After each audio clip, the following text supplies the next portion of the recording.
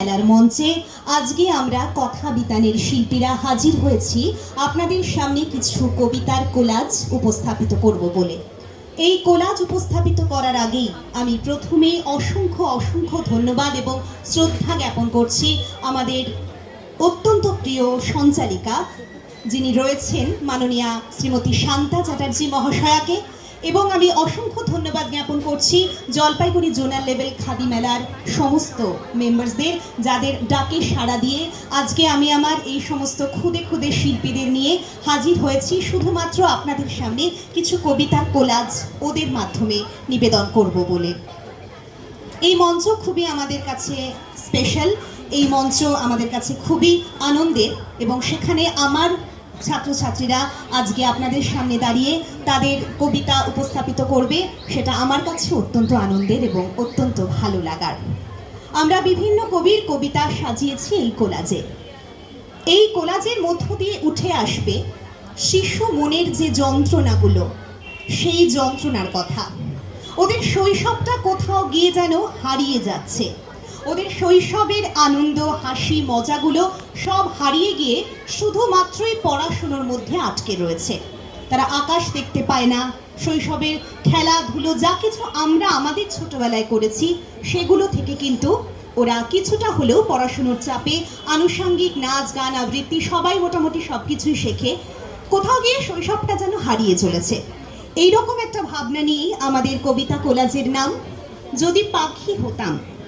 প্রথম নিবেদনে আমাদের একদম ছোট যারা ক্ষুদে শিল্পী সদ্য গুটি পায়ে আসে আমার কাছে এবং আলতো কণ্ঠে কবিতা বলে কেবলমাত্র ভালোবাসা থেকে, তাদের কণ্ঠে চলুন আমরা এবারে শুনে নেব গৌরী ধর্মপাল, কবি গৌরী ধর্মপালের লেখা কবিতা অবিল্লি।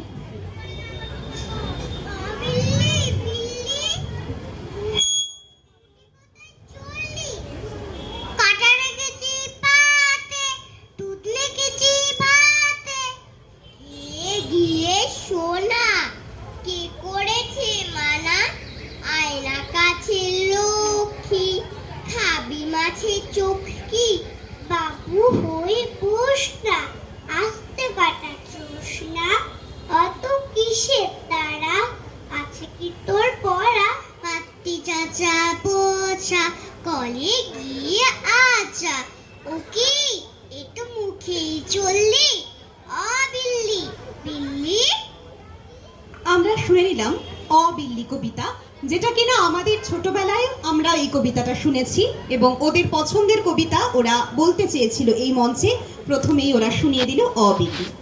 এবারে যেই কবিতা আমার আরও শিক্ষার্থীরা আপনাদের সামনে তুলে ধরবে সেই কবিতা কবি অপূর্ব দত্তের লেখা, কবিতার নাম আকাশ। একইভাবে এই কবিতার মধ্যে দিয়ে উঠে আসবে তাদের আকাশ দেখতে না পারার যন্ত্রণা, শৈশবের হারিয়ে যাওয়ার খেলাধুলো মজা যে দিন দিন তাদের কাছ থেকে একটু হলেও কমে যাচ্ছে সেই যন্ত্রণার কথা। স্যার বলেছেন রোজ দুবেলা ছাদের উপরে উঠে ঘন্টাখানেক আকাশটাকে দেখবে খুঁটে খুঁটে। কোন তারাটার কি নাম এবং কোন গ্রহটা কাছে জ্যোতির্বলয় কাকে বলে সেটাও জানার আছে। স্যার বলেছেন আকাশ মানে টুকটুকে লাল থালা, শিরিষ গাছে ঝুলন্ত চাঁদ, সাদা বকের মালা। ও দিদি ভাই তুমি বলো আকাশ কোথায় থাকে? সবার আকাশ হারিয়ে গেছে হাই রাইজের ফাঁকে। আমি এখন ঘরে বসে আকাশকে চিনে, নীল রঙা এক চৌকো আকাশ কম্পিউটার স্ক্রিনে। মা বললেন কানটি মুলে পাজি হতচ্ছাড়া, লেখাপড়া শিখে তুলে কেবল আড্ডা মারা, নির্ঘাত তুই ফেল করবি গোল্লা পাবি আরো, পড়াশোনা ফাঁকি দিয়ে এভাবেই তোর জীবন যেন কাটে।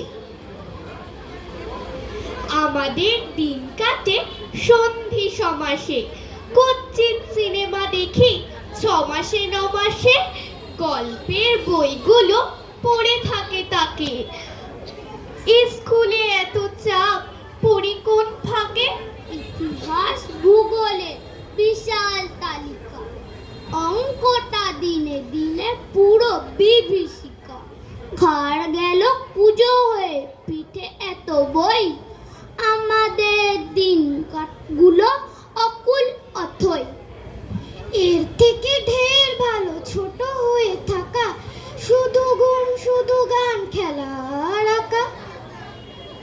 ওগো ঈশ্বর, ওগো অন্তরতর, হয়ে দাও ছোট করে, নয় খুব বড়। ওদের একটাই আকুতি ঈশ্বরের কাছে, হয় ওরা একদম ছোট হয়ে থাকতে চায়, নয়তো বড় হতে চায়। অর্থাৎ এই পড়াশোনার চাপ, পরীক্ষার চাপ তারা আর নিতে চায় না। শৈশবের আনন্দগুলোকে তারা একদমই যেন মিস করে। এই নিয়েই কবিতা তারা আপনাদের সামনে তুলে ধরলো। এবারে যে কবিতা আমার বাকি ক্ষুদে শিল্পীরা আপনাদের সামনে তুলে ধরবে, সেই কবিতায় ওরা বলতে চাইছে ওরা যেন সমস্ত কিছুর ঊর্ধ্বে গিয়ে পাখি হতে চায়। কোনো চাপ তারা নিতে চায় না, একদম মুক্তভাবে আকাশে তারা উঠতে চায়, পাখির মতো দুটো ডানা মেলে।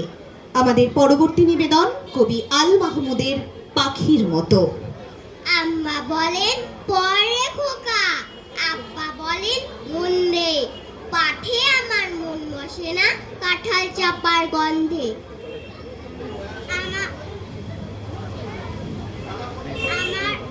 আমার নাম কি? আমার কেবল ইচ্ছে জাগে নদীর কাছে থাকতে, বকুল লালে লুকিয়ে থেকে পাখির মতো ডাকতে। সবাই যখন ঘুমিয়ে থাকে কর্ণফুলীর কুলটায়, দুধ ভরা ওই চাঁদের বাটি ফেরেশতারা উল্টায়, তখন কেবল ভাবতে থাকি কেমন করে উড়ব, কেমন করে শহর ছেড়ে সবুজ গায়ে ঘুরবো। তোমরা যখন শিখছো পড়া মানুষ হওয়ার জন্য, আমি হয় পাখি হব পাখির মতো বন্য।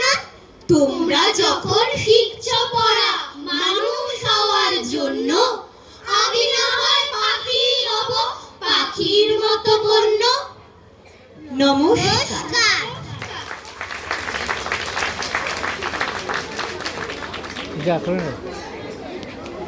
নমস্কার করো, নমস্কার, হাত জোর করে করো। জাহ্নবীর জন্য একটা জোরে হাততালি। এবারে রয়েছে আমার আরো এক ক্ষুদে ছাত্র মায়াঙ্ক বসাক, রয়েছে আদ্রিকা সরকার, নমস্কার।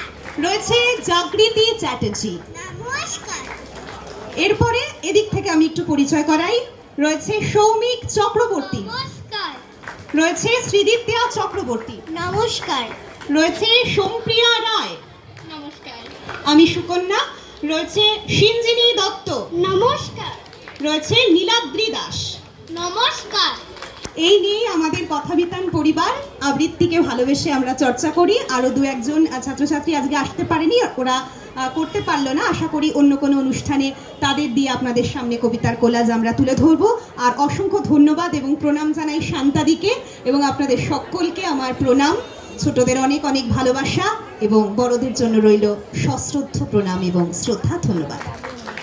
অনেক অনেক ভালোবাসা, অনেক অনেক আদর বাচ্চাগুলোকে। আমার ভীষণ প্রিয় সুকন্যা, ভীষণ মানে প্রিয় বলবো, অনেক ছোট আমার থেকে।